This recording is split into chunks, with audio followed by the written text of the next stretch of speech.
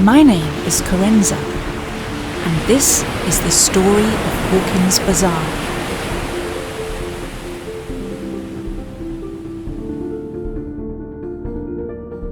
I found him washed up on the beach of my hideaway island.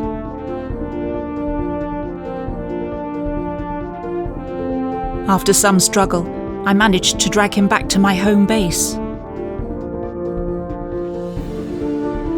He was easy on the eye, and to see him in such a sorry state saddened me.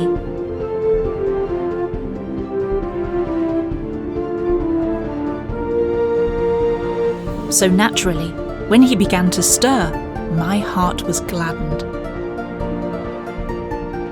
As he began to recover, he related his story to me. A young sea captain by the name of Jim Hawkins, he had been on a vital mission to secretly deliver a group of important individuals to a meeting. However, his mission had been intercepted by the dread pirate Belle du Noir. Alerted by the distinctive chilling sound made by the wind blowing through the figurehead of her ship, the crew knew it was the Belle closing in on them. The crew were terrified, but Hawkins barked out the order, "Ready the cannon!"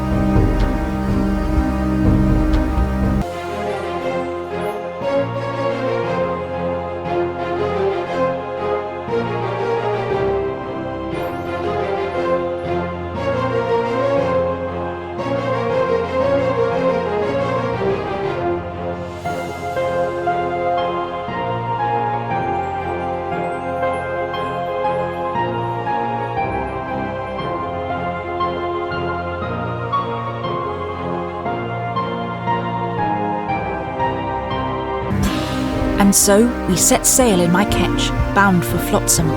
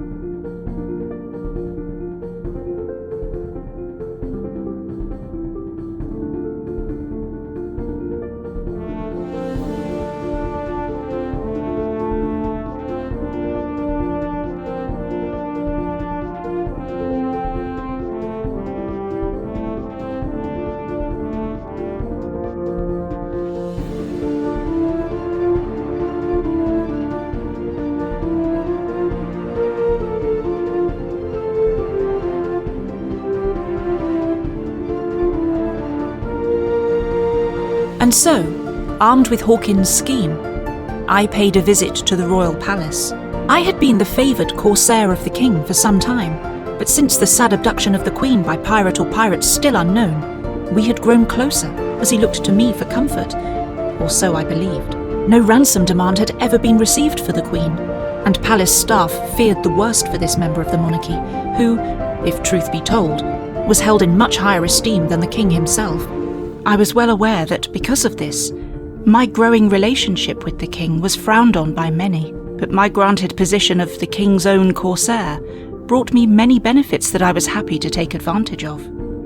I had the assurance of the king's protection, and his eagerness to possess me often loosened his lips on matters of court and movement of troops and ships. Information that I was happy to sell on to the pirate community.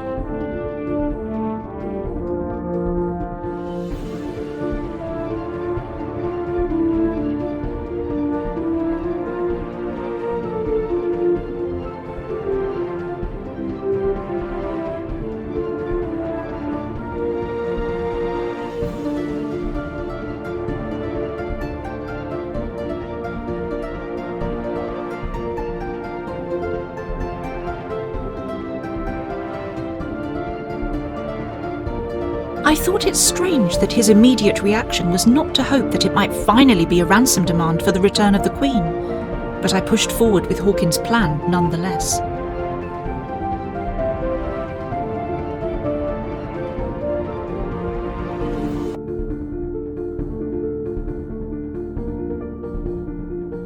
So the king listened as I told him of Hawkins' plan to set up a rival to the secret, pirate-controlled Porter Below, now firmly in the hands of Belle du Noir and Captain Silver.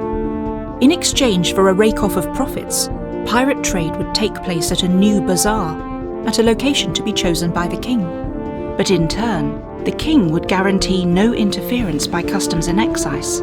The presence of the king's armed watch would be used to ensure the safety of... As Hawkins had predicted, the king's face softened once he realised there was personal profit in it for him. Not for this king legal channels of laborious paper pushers. If he saw personal advantage from any move, he would take it.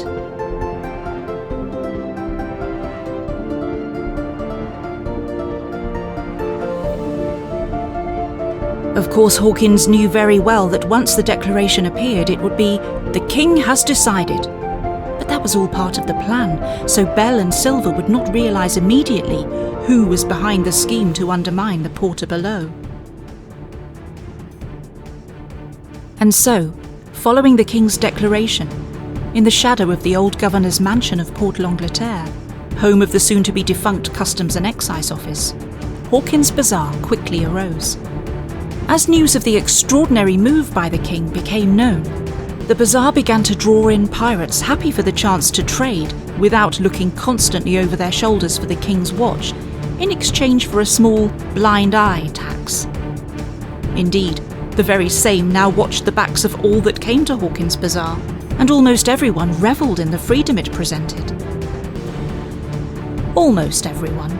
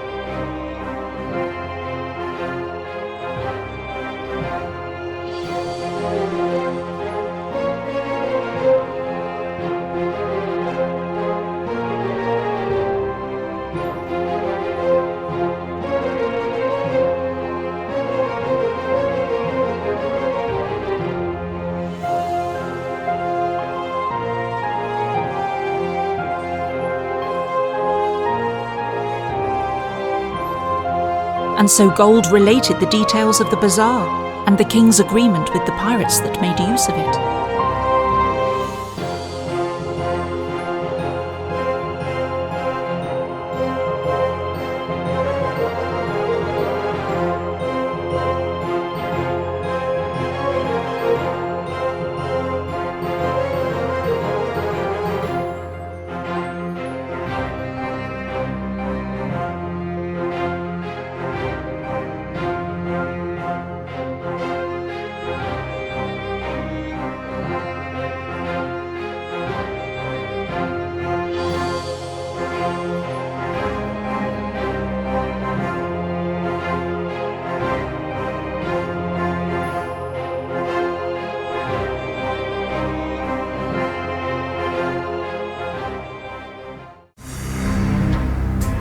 Even as Gold spoke, the king's navy were assembling in force at Port l'Angleterre, in readiness for the king's ultimate betrayal.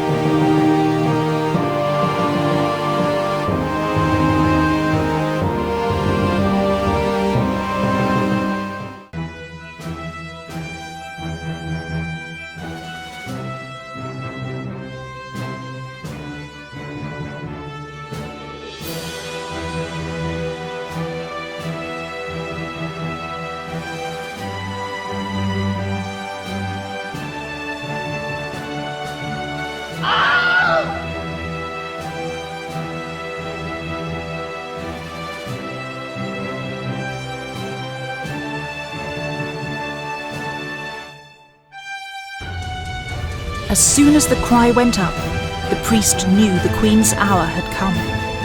Proudly, he led her out to meet her people. At first, they could scarce believe their eyes. Was this truly their beloved Queen returned? The priest stepped up to announce how the king had plotted against his own wife for the sake of his lust after another. As to whom that was, you have heard the tale. The priest went on to announce that the Queen carried within her the heir to the throne of the Isles. Under the laws of the Isles, this meant that the Queen would now rule until such a time as the king's heir was ready to take the throne. Everyone that gathered around the Queen upon that platform had been wronged by the king in some way, including myself. His feigned claims of comfort I gave him over the supposed loss of the Queen was now exposed as a sham. The Queen now made her first formal address as ruler of the Isles to her people. She promised that the slate of the needless bloodshed of the Battle of Port l'Angleterre would be wiped clean. As to piracy in the Bermudas, as the Queen said, you can only be punished if you are caught and tried by hard evidence. And what would she, as a royal, know of where some alleged secret pirate trading post known as the Porter Below might be located? The meaning was clear. The rule of the Queen of the Isles would be a just and benevolent one, under a well-loved ruler. As one, the cry went up, "Long live the Queen!"